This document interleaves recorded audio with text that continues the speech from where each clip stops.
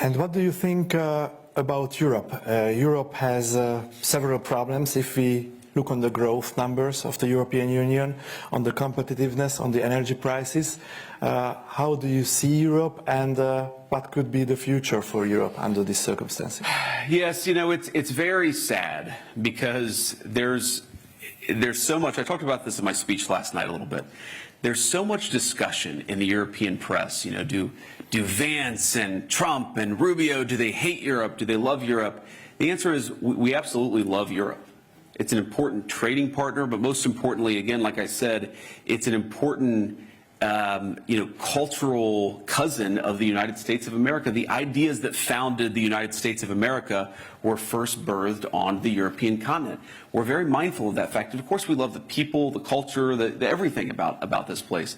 But we do have some disagreements with the political leadership. In particular, why have the Europeans, while saying, by the way, that Russia is the biggest national security threat, why have the Europeans made themselves completely dependent on unreliable sources of energy?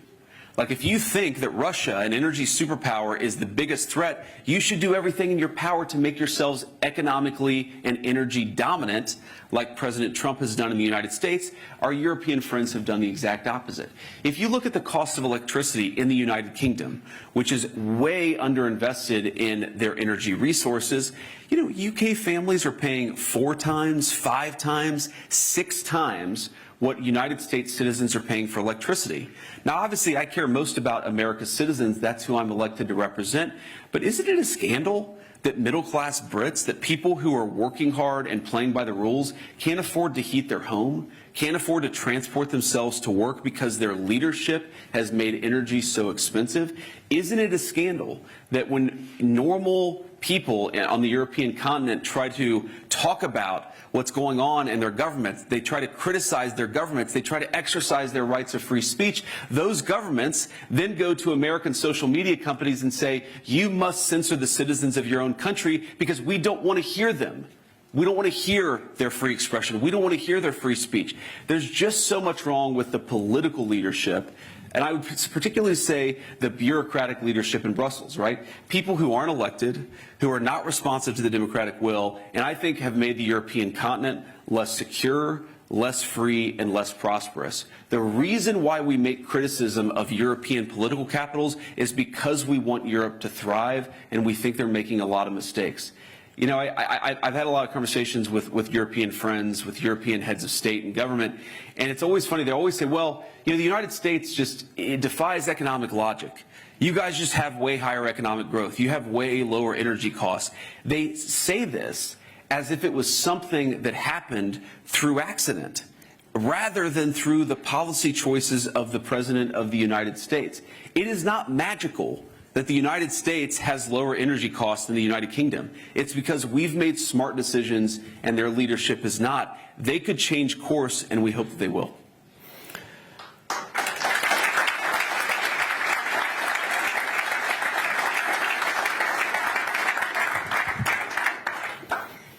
I have the opportunity now to ask you about Iran. There are latest developments, I think very positive developments during the night that we received, that there is a ceasefire.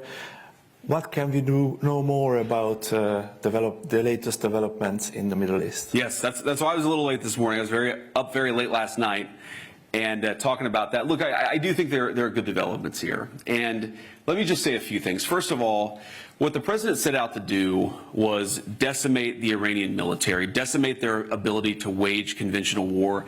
And that military objective, as the president said yesterday, as I said yesterday, has been achieved.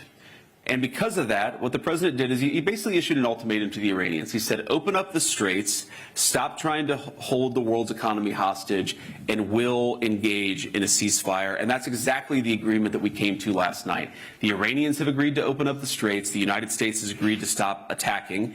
And not just the United States, but also our allies have agreed to stop attacking. And that is the basis of this fragile truce that we have, which is now, 8 to 12 hours old.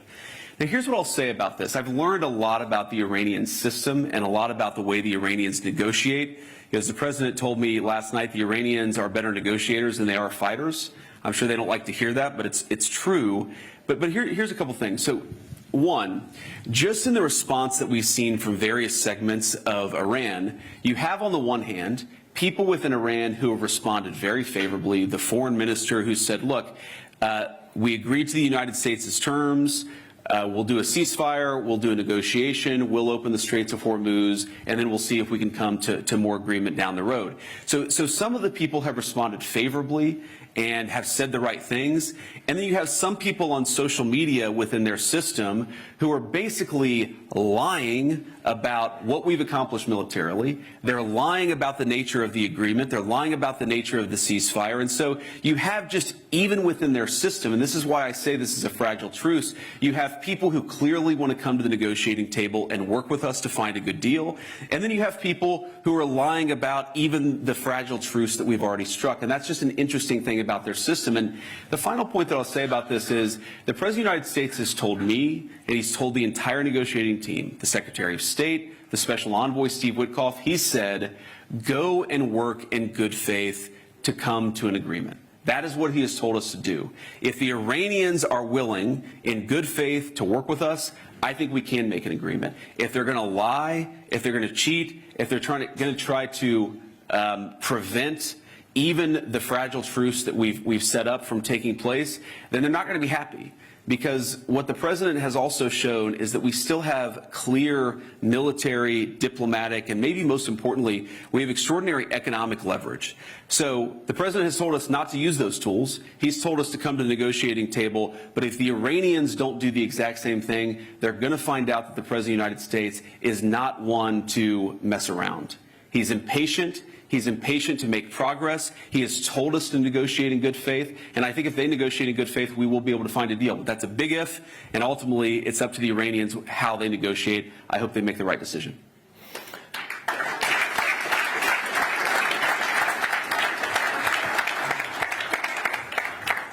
We are here with a lot of talented Hungarian students. You talk a lot about education. Yes. How do you see the future of education? In which direction should it be developed? And do you know a bit the Hungarian education system, especially the tertiary education system, our university system? What is your opinion about this, and how will you develop your education system? Well, I like that the Hungarian university system has imposed what I would call some democratic constraints here. The taxpayer should not be expected to fund radical gender ideology.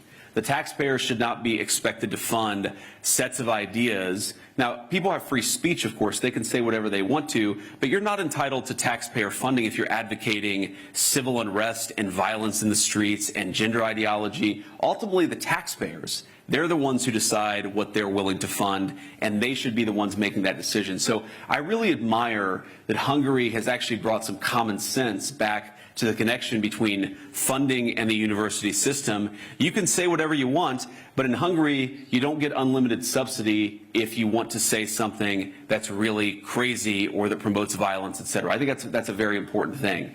I think in the American system, we're making progress in that direction. We've said to the university system in the United States that you're no longer allowed to discriminate based on race. This sounds crazy, but 3 years ago, not only were they allowed to, but they were actively encouraged to discriminate against white students, against students of certain faiths. They were told, against Asian students, they were actually told that you had to have a higher score if your skin color was a certain tone, and a lower score if your skin color was a different tone. That's a violation of the American law. That's a violation of the American Constitution. That's a violation of basic morality. And the United States has now stopped that practice thanks to the leadership of the President and our Secretary of Education. So we're making progress, I think, in frankly reining the university system in. Less discrimination, more promotion of free speech, more recognition that taxpayer funding is not unlimited, and that's a very good thing. And I think, fundamentally, the education system has two roles. It has to prepare people to become effective and capable workers. They have to have the skills necessary to contribute to the modern economy, and they have to have the thought processes. They have to have the ability to think critically so that they can participate in a modern democracy. And I think that's what the education system has to do. For too long in the West, what it did is it didn't teach any useful skills, and it also brainwashed students. So it failed on both of those accounts. What we're trying to do in the United States, and I think you guys are trying to do in Hungary, is make sure that if you get a university degree, you have one of two things and hopefully both. You either have a useful skill for the workforce, or you have the ability to think critically about society's challenges. And again, ideally you have both of those things. If you don't have those things, you shouldn't be paying for an education.